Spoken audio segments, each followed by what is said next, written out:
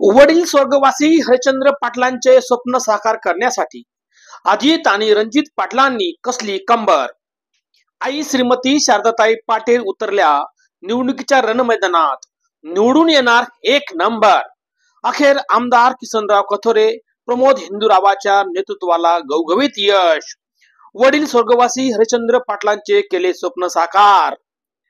श्रीमती शारदाताई हरिश्चंद्र पाटील संचालकपदी निवड होताच देणार विकासाला आकार.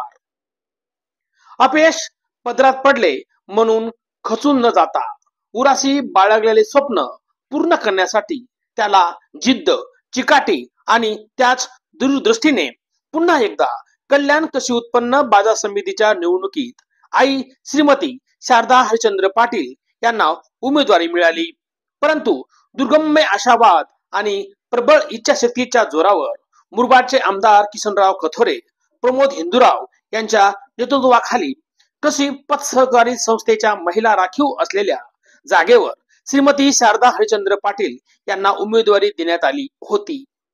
राज्याच्या राजकारणात धुरंधर राजकारणी अशी ओळख असलेले मुरबाडचे आमदार किसनराव कथोरे व राष्ट्रवादीचे धुरंधर राजकारणी प्रमोद हिंदूराव यांनी महत्वाची धुरा सांभाळली होती.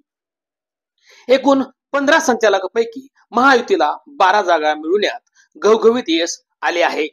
कल्याण कृषी उत्पन्न बाजार समितीवर महायुतीचा विजय झाल्याने कल्याण तालुक्यात आनंदाचे वातावरण निर्माण झाले आहे.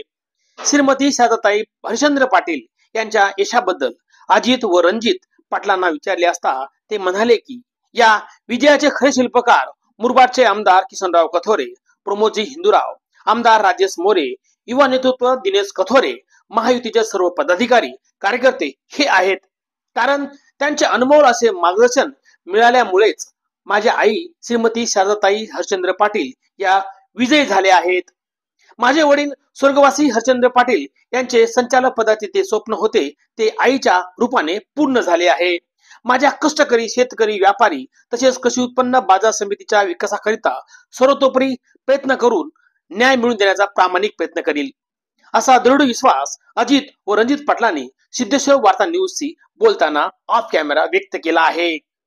संचालकपदी श्रीमती शारदाताई हरिश्चंद्र पाटील यांची संचालकपदी निवड होताच कोळेगावात ढोल ताशाच्या गजरात जंगी मिरवणूक काढण्यात आली. गुलालाची उधळण करत कोळेगावचे रस्त्याला भव्य रूप धारण केले होते. फटाक्याची आतिषबाजी करत विजयाचा दीपोत्सव साजरा करण्यात आला होता.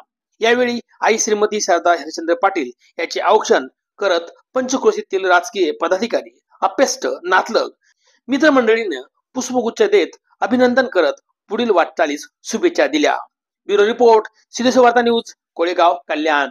दर्शक बांधवांनो, ह्या बातमीचं वार्तांकन आपल्याला आवडल्यास आपल्या चॅनलला लाईक, शेअर, सबस्क्राईब आणि कमेंट करायला विसरू नका. पाहत राहा फक्त सिद्धेश्वर वार्ता न्यूज आपल्या युट्यूब चॅनेलवर.